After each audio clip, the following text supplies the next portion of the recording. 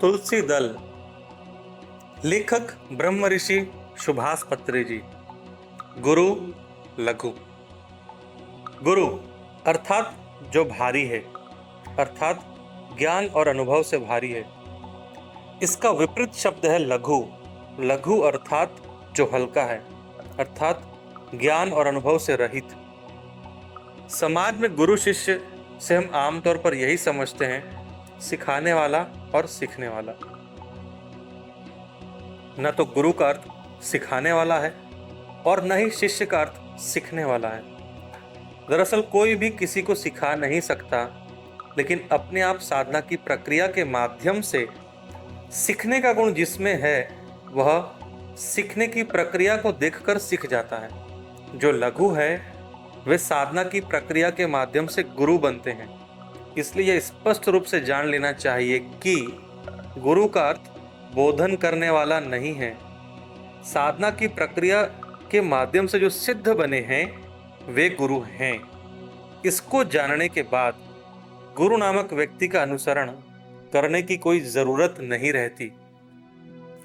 साधना की प्रक्रिया का अनुसरण करना शुरू होता है आध्यात्मिक शास्त्रों के माध्यम से, योग साधना के माध्यम से। जो लघु हैं वे गुरु बनकर परिवर्तित होते हैं। आस्तिक के 4 वर्ग। आस्तिक में 4 तरह के लोग आते हैं। 1 मूढ़ भक्त, 2 शिष्य, 3 गुरु, 4 परम गुरु। मनुष्य अपने परिणाम क्रम में नास्तिकता से आस्तिकता में परिवर्तित होने से पहले मूढ़ भक्ति में पड़ता है। मूढ़ भक्ति में पहले वह परवश अर्थात दूसरों के वश में होता है। उसके बाद ध्यान से ज्ञान, ज्ञान से ही मुक्ति, इस तरह के सूत्र को क्रमशः समझते हुए तीव्र साधना के माध्यम से अष्ट सिद्धियों को अधीन बनाकर परम गुरु के स्थान तक पहुंचता है। इस स्थान तक पहुंचने वाला ही सामान्य आस्तिक है। उनको भक्त भगवान कहते हैं। जो दिव्यत्व की साधना करता है वही देवता है। परम गुरु ही देवता है।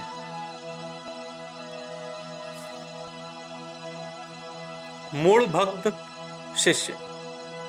भक्त बाह्य कर्मों में डूबा रहता है, अर्थात पूजा, अभिषेक, अर्चना आदि की बाढ़ में बह जाता है। भक्त भयग्रस्त रहता है। कुछ हद तक अच्छे मंत्रों का अनुष्ठान करता रहता है। इससे ज्यादा जिज्ञासु और ज्ञान पिपासु बनने के लिए वह तैयार नहीं होता।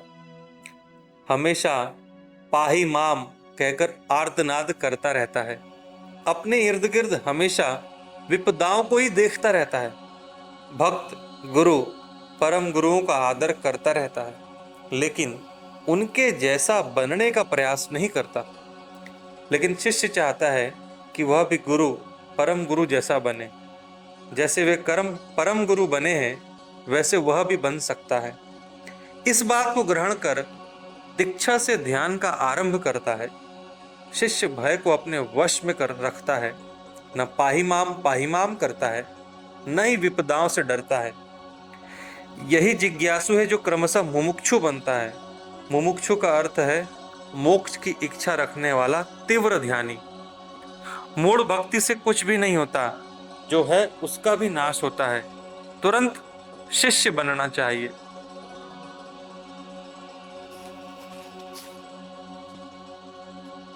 गुरु परम गुरु। आज का शिष्य ही कल का गुरु है। गुरु अर्थात जो ज्ञान से भारी है वह। आज का मुमुक्षु ही कल का मुक्त पुरुष है, गुरु है। जिसने ध्यान के माध्यम से दिव्य चक्षु को उपलब्ध करके ज्ञान को प्राप्त किया है वही गुरु है। इसी तरह आज का गुरु ही कल का परम गुरु है। परम गुरु अर्थात ज्ञान से बहुत ही भारी। आज का ऋषि ही कल का राज ऋषि है। उसके बाद वह ब्रह्म ऋषि बनता है। जिसने दिव्य चक्षु को प्राप्त कर लिया है वह गुरु है, ऋषि है। जिसने दिव्य चक्षु को परिपूर्ण कर लिया है वह परम गुरु, राज ऋषि व ब्रह्म ऋषि है। निर्वाण के बाद, निर्वाण अर्थात दुख राहित्य की स्थिति, बाद में जन्म राहित्य की स्थिति, उसके बाद सृष्टिकर्ता की स्थिति, अपने से नूतन अंशात्माओं की सृष्टि करने की स्थिति, कुछ लोकों की भी सृष्टि करने की स्थिति। इसलिए निर्वाण है पहली स्थिति। उसके बाद में दो और स्थितियां हैं, निर्वाण, परिनिर्वाण,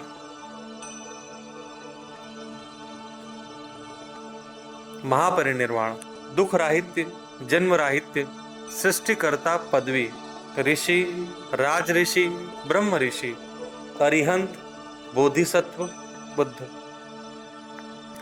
बोधि वृक्ष के नीचे ध्यान को पूर्ण करने के बाद गौतम बुद्ध ने कहा कि मैं महापरिनिर्वाण को उपलब्ध हुआ। यही हमारा लक्ष्य होना चाहिए कि जिस परमोन्नत स्थिति को गौतम बुद्ध ने प्राप्त किया, हम भी उस स्थिति को पाएं।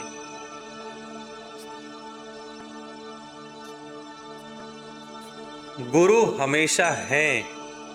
सदानंद योगी कहते थे कि बोलने वाला हमेशा ही है, लेकिन सुनने वाला ही नहीं है। जब शिष्य सही स्थिति में रहता है तब गुरु आते ही हैं, चाहे वे उस समय भौतिक रूप में हो या सूक्ष्म शरीर के रूप में। इसलिए हमें अपने आप को परख लेना चाहिए कि हम सही स्थिति में है या नहीं। अगर सही स्थिति में नहीं है तो गुरु भौतिक रूप में हमारे पास मौजूद रहने पर भी हमारी समझ में नहीं आता। प्रापंचिक शिष्यों को, कुबुद्धि वाले लोगों को दगा देने वाला गुरु ही मिलता है। मोक्षार्हत शिष्य को मोक्ष को उपलब्ध गुरु ही मिलते हैं। साधना चतुष्टय। साधना चतुष्टय में के विषय में विवेक चूड़ामणि में आदि शंकराचार्य ने इस प्रकार कहा है। साधना के 4 प्रकार हैं। 1 विवेक, 2 वैराग्य, 3 षट संपत्ति, 4 मुमुक्षत्व। नित्यानित्य वस्तु विचक्षणा ज्ञान ही विवेक है। इह अमूत्र कर्मफल भोग अनासक्ति ही वैराग्य है। तीव्र साधक मुमुक्षु के गुण गण ही षट संपत्ति है। षट धन संपत्ति बराबर षट संपत्ति वे हैं दम, सम, तितिक्षा, उपरति, श्रद्धा और समाधान। बहिर इंद्रियों का निग्रह दम है, अंतर इंद्रियों का निग्रह सम है, पीड़ा को सहन करने का गुण तितिक्षा है, काम से मुक्ति ही उपरति है, त्रिकरण शुद्धि धन दीक्षा ही श्रद्धा है, द्वंद्व रहित होकर सम में रहना ही समाधान है, तीव्र रूप से मुक्ति की इच्छा करना ही मुमुक्षत्व है। विवेक, वैराग्य, षट संपत्ति और मुमुक्षत्व ये 4 लक्षण साधक में होते हैं तो मोक्ष की प्राप्ति होती है, ऐसा शंकराचार्य का उपदेश है। वेदांत घोष। शुष्क वेदांत की घोषणा की आवश्यकता नहीं है, उससे कोई प्रयोजन नहीं है। द्वैत, अद्वैत, विशिष्टाद्वैत क्या है यह झंझट? 2 ही काम करने हैं। पहला है योग साधना, दूसरा है योग साधक के ध्यानानुभवों को सुनना और पढ़ना। मतों में भेद बिल्कुल बेकार है, विविध मत हैं ही नहीं। शुष्क वेदांत की चर्चा बिल्कुल छोड़ देनी चाहिए। समझदार लोग वेदांत पठन जीवन भर नहीं करते, स्वयं ही सत्य दृष्टा बनने के लिए प्रयत्नशील रहते हैं। योग साधना। योग साधना के बारे में धम्मपद में ऐसा कहा है, योग में जायते भूरि अयोगा भूरि सज्ञया तत्थानम निवेश्य यथा भूरि पवडट्टति। योगद्वे जायते भूरि अयोगाद् भूरि संचक्षयः तथात्मनाम निवेशयेत यथा भूरि प्रवर्तते। योगानुष्ठान ध्यान से ज्ञान प्राप्त होता है, योगानुष्ठान के बिना ज्ञान का क्षय होता है। हमें अपने आप को ज्ञान वृद्धि के मार्ग में ही चलाना चाहिए। योग साधना में स्थितियां हैं, पहले चित्त वृत्ति निरोध, उससे कुंडलिनी जागरण, अंत में दिव्य चक्षु की उत्तेजना और परिपक्वता।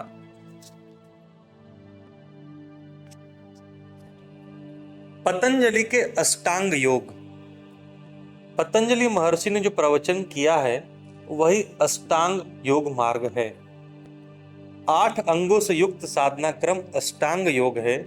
यम, नियम, आसन, प्राणायाम, प्रत्याहार, धारणा, ध्यान, समाधि, ये 8 अंग है। यम नियम सिद्धि स्थिति की सूचना देते हैं। साधक जब प्राणायाम, प्रत्याहार, धारणा, ध्यान के साधना क्रम द्वारा क्रमशः समाधान पाकर संपूर्ण समाधि चित्त अर्थात समाधि स्थिति को उपलब्ध होता है, तब उसके लिए यम नियम बहुत आसान और अति सहज होते हैं। यम नियम भौतिक जीवन में सिद्धत्व की सूचना देते हैं। भौतिक जीवन में सिद्धत्व की उपलब्धि के लिए ही आध्यात्मिक ज्ञान की आवश्यकता है। चित्त वृत्ति से रहित होने के बाद ही आध्यात्मिक ज्ञान की उपलब्धि होती है। उसके लिए सर्वप्रथम आसन सिद्धि की साधना करनी चाहिए। उसके बाद उच्छ्वास निश्वास का गमन करना चाहिए, यही प्राणायाम है। तब बहिर्इंद्रिया क्रमशः अंतर्मुखी बनती है, यही प्रत्याहार है।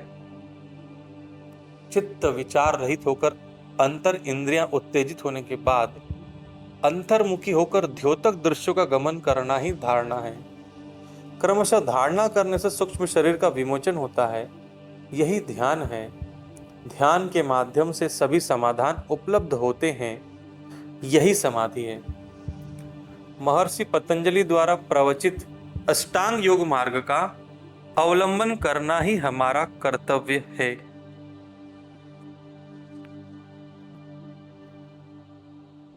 यम नियम। यम अर्थात काबू, मौलिक आध्यात्मिक जीवन सूत्रों पर काबू में रहना। पतंजलि ने 5 यम का प्रवचन किया है। वे हैं: 1 सत्य, जीवन में हमेशा सत्य वचन बोलना। 2 अहिंसा, हिंसात्मक चर्या को पूर्ण रूप से विसर्जित करना। 3 ब्रह्मचर्य, हमेशा मध्य मार्ग का ही अनुसरण करना। 4 अस्तेय, दूसरों की संपत्ति पर मत्सर नहीं करना। 5 अपरिग्रह, दूसरों के देने पर भी ऐसी चीजों को न लेना जो हमें चाहिए ही नहीं। नियम अर्थात वे कार्यकलाप जो हमें अवश्य करने चाहिए। 5 ऐसे नियम हैं, वे है: शौच, शरीर व पर्यावरण का शुचित्व रखना। 2 संतोष, मन को हमेशा प्रफुल्लित रखना। 3 स्वाध्याय, अच्छे आध्यात्मिक ग्रंथों का अध्ययन करना। 4 तप, निद्राहार आदि कम करके ध्यान अधिक करना। 5 ईश्वर प्रणिधान, सब कुछ ईश्वरमय ही है, इस भाव दशा में हमेशा रहना। यम नियम हस्तगत करने के लिए आध्यात्मिक ज्ञान के अतिरिक्त अन्य कोई शरण नहीं है। इसलिए हे पतंजलि महर्षि, नमस्कार, करिष्येम वचनम तव। चित्त वृत्ति निरोध। बुद्ध ने धम्मपद में कहा है कि चित्त समदथो साधु चित्तम दंत सुखावहम। चित्त निग्रह के लिए परम योग्य है, निग्रह किया गया चित्त सुखप्रद है। महर्षि पतंजलि ने कहा है, योगः चित्त वृत्ति निरोधः। दिव्य तक चक्षु का उत्तेजन होने से पहले चित्त वृत्ति का निरोध आवश्यक है। चित्त वृत्ति निरोध के तुरंत बाद ही कुंडलिनी जागृत होती है। चित्त वृत्ति निरोध का अर्थ है मन और बुद्धि को वश में रख लेना। उदाहरण के लिए, जैसे शाम के 6 बजे हैदराबाद के अबिडस रोड पर शोर मचता रहता है, जो ध्यानी नहीं है उनका चित्त वैसा रहता है। लेकिन आनापान सती के द्वारा जैसे रात के 2 बजे अबिडस रोड शांत रहता है, वैसा अपने चित्त को बना सकते हैं। मन का विचार श्रृंखला की झंझट से मरमर ध्वनियों से प्रशांत स्थिति में लौटना ही चित्त वृत्ति निरोध है। शंकराचार्य ने कहा है, निश्चल चित्ते जीवन मुक्ति, अर्थात चित्त निश्चल हुआ तो वही मुक्ति है। आनापान सती। विचार, फिर आनापानसति, फिर दिव्य अनुभव। हमें अपने उच्छ्वास निश्वास से जुड़े रहना चाहिए। इसको ही पाली भाषा में आनापानसति कहते हैं। आन अर्थात उच्छ्वास, अपान अर्थात निश्वास, सति अर्थात जुड़े हुए रहना। विचार वाहिनी को रोकने का एकमात्र अद्भुत मार्ग है आनापानसति। विचार वाहिनी के रुकते ही ध्यानानुभव शुरू होते हैं। उच्छ्वास निश्वास का गमन करने के बाद क्रमशः श्वास छोटा होते होते नासिका में प्रवेश कर अंत में नासिकाग्र में जाकर मिलता है। उस स्थिति में निमंत्रण दिया तो भी विचार नहीं आते। नासिकाग्र का अर्थ है भ्रू मध्य, न कि नासिका की नोक। आनापानसति में कुंभक अर्थात श्वास को स्थिरता से पकड़ना नहीं करना चाहिए। किसी मंत्र का उच्चारण नहीं करना चाहिए। किसी इष्ट देव के रूप धारणा नहीं करनी चाहिए। विपश्यना, पश्यन्ति अर्थात देखना, संस्कृत शब्द। पश्यना अर्थात देखना, पाली शब्द। वि अर्थात संपूर्ण रूप से, विशेष रूप से। वि धन पश्यना बराबर संपूर्ण रूप से देखना। विपश्यना अर्थात ध्यान में दिव्य दृष्टि को पाने का अनुभव। पहले आनापानसति, दूसरे क्रम में विपश्यना, तीसरे क्रम में निर्वाण। आनापानसति से चित्त वृत्ति का निरोध होता है। चित्त वृत्ति के निरोध के बाद पश्यना शुरू होता है। ध्यानानुभव होने लगते हैं। विपश्यना के द्वारा निर्वाण स्थिति को उपलब्ध होते हैं। ध्यान सूत्र समझ में आने लगते हैं। दुख राहित्य उपलब्ध होता है। उपासना विपश्यना, उपासना अर्थात मंत्र योग। इससे देवता स्वरूपों के निश्चित रूप से दर्शन होते हैं। विशेष ज्ञान और मोक्ष की प्राप्ति नहीं होती। विपश्यना अर्थात ध्यान योग। इसमें परम गुरु से मुलाकात करके सभी लोकों में घूमकर ज्ञान प्राप्त करते हैं। उपासना सिर्फ हमें आनंदमय कोश तक ही ले जाता है, लेकिन विपश्यना हमें विश्वमय कोश और निर्वाणमय कोश तक भी ले जाता है। उपासना का मार्ग अल्प है, विपश्यना का मार्ग ही योग्य है। कुंडलिनी का जागरण। आनापानसति से ही कुंडलिनी जागृत होती है। कुंडलिनी प्राणमय कोश के मूलाधार चक्र में स्थित एक निंद्रामय शक्ति है। कुंडलिनी शक्ति जागृत होने के बाद हमारे भीतर ऐसा लगता है कि एक सांप अपनी पूंछ के बल पर सर उठाकर खड़ा हुआ है। कुंडलिनी जागरण से तीसरी आंख खुलती है। हमारे भीतर के शरीरों से संबंधित अंतर इंद्रियों के समुदाय से ही तीसरी आंख है।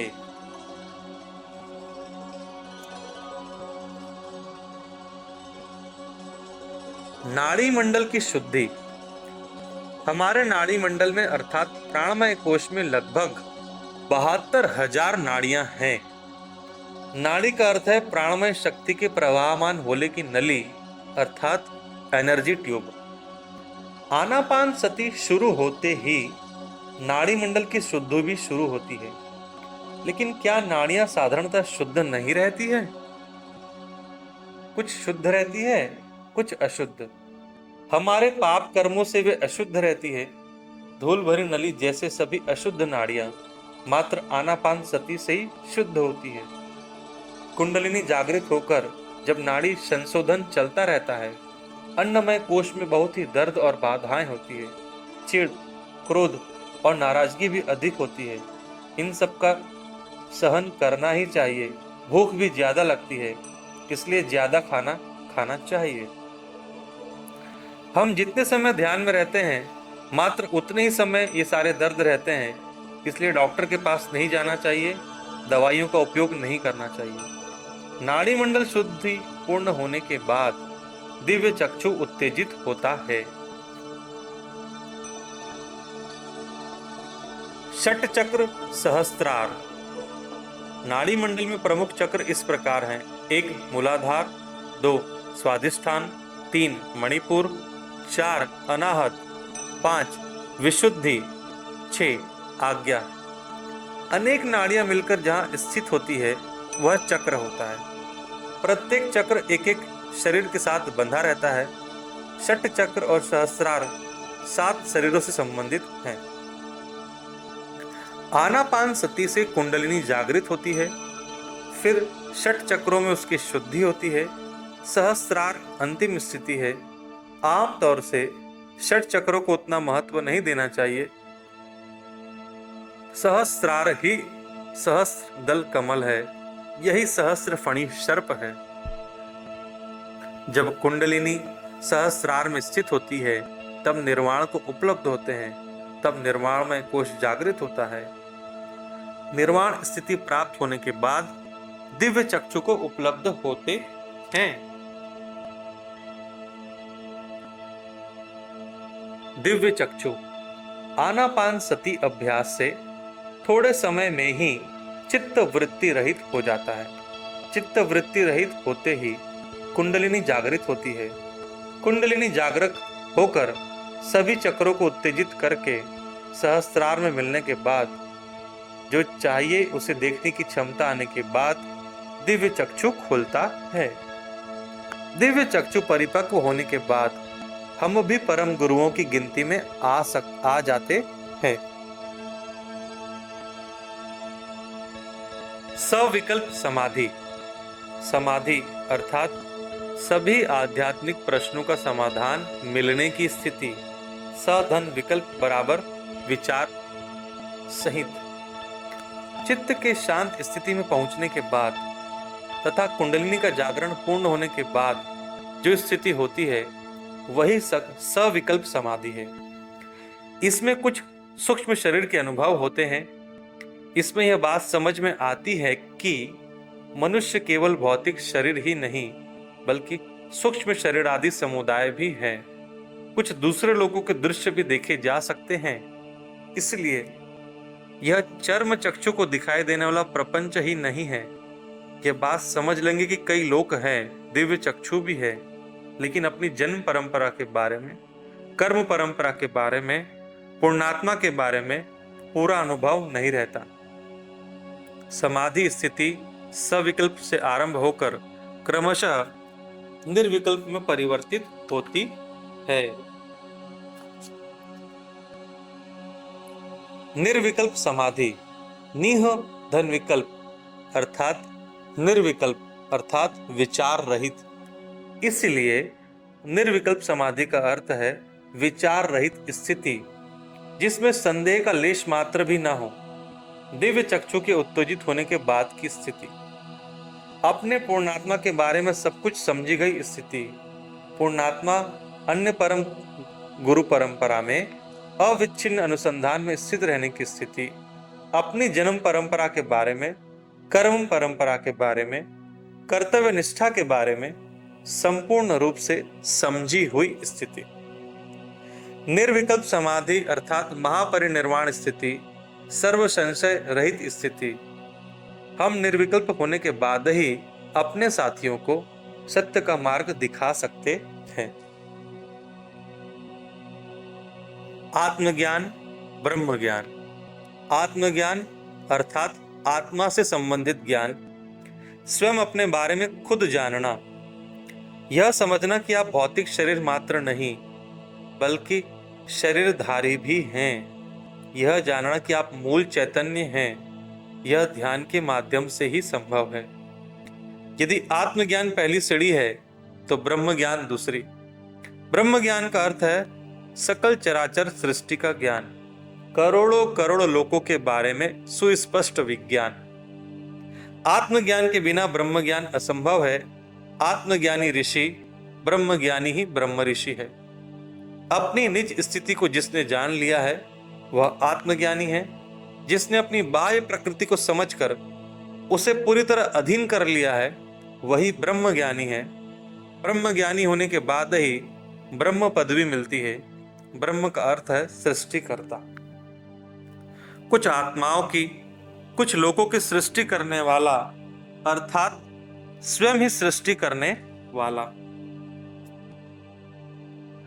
सकल लोकों का ज्ञानी ही नए लोकों की सृष्टि करता है। इन्हीं को सह सृष्टिकर्ता कहते हैं। आत्मज्ञान ध्यान से उपलब्ध होने की प्रथम स्थिति है। ब्रह्म ज्ञान दिव्य चक्षु की परिपक्वता की स्थिति है।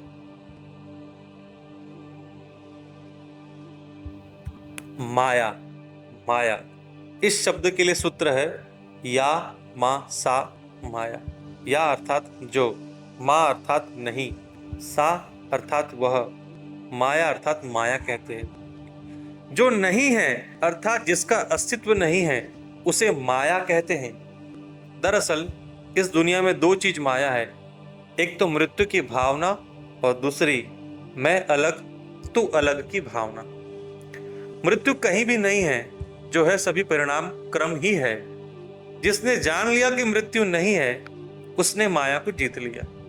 इसी तरह अहम ब्रह्मास्मि तत्वमसि अर्थात मैं और तू वही है। इसलिए जिसने ममात्मा सर्वभूतात्मा समझ लिया है उसने माया को जीत लिया है। जिसको देहात्मा की भ्रांति है वह माया में फंसा हुआ है। देहात्मा की भ्रांति अर्थात देह को मैं समझने वाला आत्मा ही देह है। इस ज्ञान से रहने वाला माया से रहित है, अर्थात मैं का भाव ही अपना शरीर और स्वरूप है, इस बात को समझने वाला। ध्यान के माध्यम से ही देहात्मा की भ्रांति दूर होती है। ध्यान के माध्यम से ही इस बात को समझ लेंगे कि ममात्मा सर्वभूतात्मा। 3 कदम। वामन ने चक्रवर्ती राजा बलि से भूलोक, भूवरलोक और सुवरलोक रूपे 3 कदम मांगे। भूलोक अर्थात हमारा शरीर, कुछ लोग इसे प्रकृति भी कहते हैं। भूवरलोक अर्थात हमारा मन, सुवरलोक अर्थात हमारी प्रज्ञा, बलि अर्थात टैक्स या कर। हमारे घरों को पानी, बिजली आदि सुविधा के लिए नगर सभा को हम कर देते हैं ना, उसी तरह जो मन से संबंधित है उसके लिए भी कर देना चाहिए। चक्रवर्ती बलि ने क्या कर दिया? अपनी शारीरिक, मानसिक और आध्यात्मिक शक्तियों को भगवान के प्रति समर्पित किया। पुराणों में कुछ कथाएं बड़ी अजीब होती हैं। भगवान का एक पाद सारे भूलोक पर छा गया और दूसरा पाद सारे आसमान पर और तीसरा उन्होंने बलि के सर पर रखा। इसका अर्थ है शारीरिक भ्रांति को ध्वंस किया। राजा बलि के शारीरिक, मानसिक और आध्यात्मिक इन 3 लोकों में भगवान ने प्रवेश किया। यही इसका अंतरार्थ है। सत्य साईं। मूषक वाहन। विनायक का वाहन चूहा है। जिसका इतना बड़ा पेट है वह इतने छोटे चूहे पर भला किस तरह बैठ सकता है? ऐसा कई लोग आलोचना करते आए हैं। दरअसल जिन मूर्खों को इसका अंतरार्थ समझ में नहीं आया है वे ही इस तरह अर्थों को बढ़ा चढ़ाकर यथार्थ को छिपाते आए हैं। मूषक अंधकार का सूचक है। विनायक ने उस अंधकार को अपने नीचे डाल लिया है। इसका अर्थ है अंधकार को छिपाया या वश में कर लिया है। इसलिए मूषक वाहन का अर्थ है जिसने अंधकार को छिपाकर ज्ञान प्रकाश को दिखाया है वह। इसका अर्थ चूहे पर बैठने वाला नहीं है। सत्य साईं। आहार व्यवहार। देह अलग है, देही अलग है। रोटी, अन्न, पानी आदि मात्र देह के लिए आहार हैं, देही के लिए आहार नहीं हैं, अर्थात हमारे लिए नहीं है। पंच ज्ञानेंद्रियों के माध्यम से बाह्य ज्ञान शरीर के अंदर के चैतन्य अर्थात देही से मिलकर उसे जो उत्तेजन करता है वही हमारे लिए आहार है। पंच कर्मेंद्रियों के माध्यम से हम जो चेष्टाएं करते हैं वह हमारा व्यवहार है। उदाहरण के लिए हमारी बातें दूसरों के लिए अपने कानों के माध्यम से आहार बनती हैं। हमारी चेष्टाएं दूसरों के लिए अपनी आंखों के माध्यम से आहार बनती हैं। हमारा व्यवहार दूसरों के लिए आहार है, दूसरों का व्यवहार हमारे लिए आहार है। आहार व्यवहार में जागृत रहना चाहिए। आहार व्यवहार में जागृत रहना चाहिए। आहार में होशियार रहना चाहिए, अर्थात जो बुरा है उसे न सुनना चाहिए न देखना चाहिए। बुरा का अर्थ है बेकार, अर्थात जो अनावश्यक है उसे नहीं लेना चाहिए। इसी तरह व्यवहार में भी जागरूकता बरतनी चाहिए। जो बुरा है उसे नहीं बोलना चाहिए। इसका अर्थ है दोनों ओर अनावश्यक बातें नहीं होनी चाहिए। इसलिए जो हम नहीं समझते उसे समझदार जैसे नहीं बोलना चाहिए। यही गांधी जी के 3 बंदरों का सूत्र है। आहार व्यवहार में जागरूकता बरतनी चाहिए, अर्थात बेकार दृश्यों को नहीं देखना चाहिए, बेकार बातों को नहीं सुनना चाहिए, बेकार बातों को नहीं बोलना चाहिए।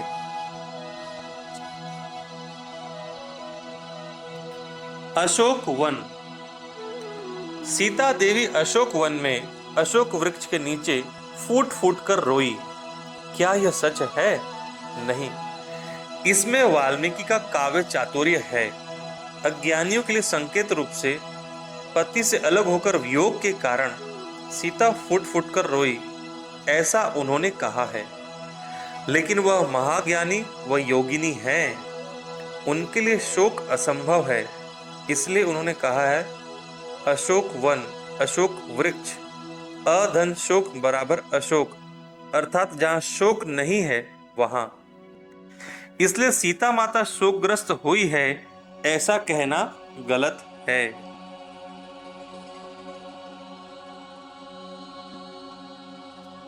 सविराम परिश्रम। परिश्रम करना ही चाहिए, तभी कार्य सिद्ध होते हैं, विद्याएं आती हैं और कलाओं में पूर्णता आती है। लेकिन अविराम परिश्रम किसी काम नहीं आता है। हमेशा सविराम परिश्रम का विधान ही सही है।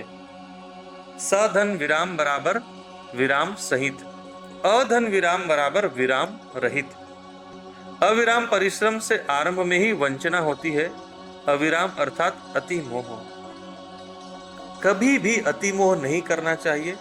अति सर्वदा अनर्थ का कारण है।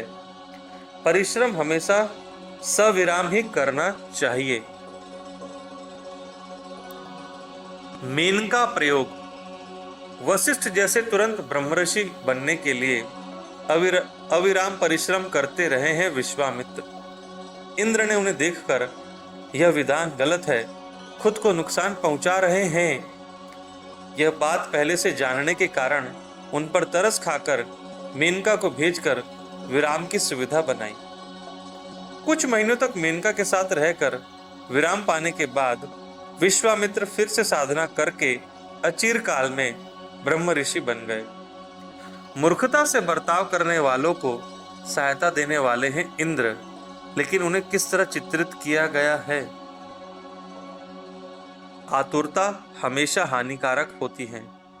किसी में भी क्यों ना हो, जीत तभी संभव है जब धीरे धीरे से खड़े होने में समर्थ हो।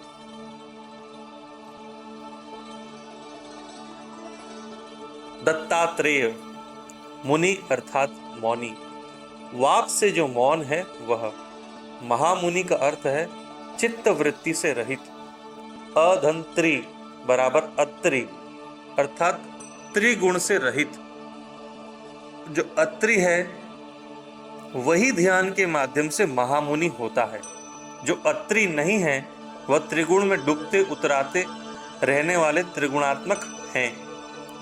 अपने से ज्यादा बल, सौंदर्य, अधिकार, पद, ज्ञान, संस्कार आदि जिसमें हैं, उनके साथ द्वेष, असूया से रहना सर्वसामान्य है। लेकिन कभी कभी त्रिगुणों को पार करके आत्म पर होने के बाद भी एक एक बार असूया रह सकती है। जैसे विश्वामित्र मात्र राजऋषि और दूसरे तो ब्रह्म ऋषि। मनुष्य को अंतिम रूप से आध्यात्मिक असूया भी नहीं रहनी चाहिए। अर्थात अत्रि को महामुनि होने पर भी अनसूया के साथ ही संसार में रहना चाहिए। असूया रहित स्थिति ही अनसूया स्थिति है। तभी सब कुछ दत्तमय होता है, सारी सिद्धियां उपलब्ध होती है। इसी तरह सारी अष्ट सिद्धियां दत्त हुई स्थिति ही दत्तात्रेय स्थिति है। इसलिए जीसस ने कहा है, प्रभु के राज्य में प्रवेश करके उस सत्य में, उस धर्म में ही स्थित रहो, तब तुम्हें सब कुछ मिलेगा। इसी का अर्थ है दत्तात्रेय स्थिति। त्रिगुण को पार करके निर्गुण में सदा अनसूया स्थिति में स्थित होने के बाद ही सर्व सिद्धियां दत्त होती हैं।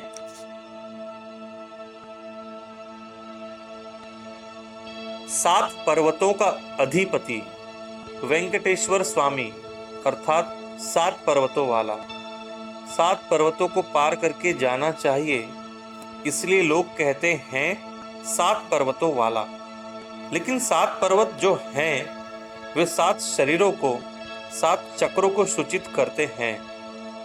इसलिए जिसने अपने 7 चक्रों को संपूर्ण रूप से स्वाधीन करके अपने 7 शरीरों को परिपूर्ण रूप से उत्तेजित कर लिया है, उसे 7 पर्वतों वाला कहते हैं। प्रत्येक परम गुरु 7 पर्वतों का अधिपति ही है। प्रत्येक ध्यानी को अंत में 7 पर्वतों वाला बनना ही है। 1500 सालों से लगातार योग स्थिति में रहकर अब तिरुमल पर्वतों में हमारे बीच स्थित होकर मार्गदर्शी बनकर हम सबकी रक्षा कर रहे हैं महायोगी पुरुष वेंकटेश्वर स्वामी। पुत्र पुन्नाम नरक, पुनः नाम नरक अर्थात बार बार नाम लेने वाला नरक, इसका अर्थ है पुनर्जन्म। पुत्र अर्थात वारिस, हमारे गुणों को अपनाने वाला, हमारे ज्ञान को ग्रहण करने वाला। इसलिए पुत्र हमें पुन्नाम नरक से पार कराता है, अर्थात हमारे शिष्यों के माध्यम से हमें जन्म राहित्य पदवी उपलब्ध होती है। पुत्र का अर्थ शारीरिक पुत्र नहीं, मानस पुत्र है। हमारे जैसे आत्मज्ञानियों को, कुछ लोगों को तो तैयार करने के बाद ही जन्मों से छुटकारा मिलता है।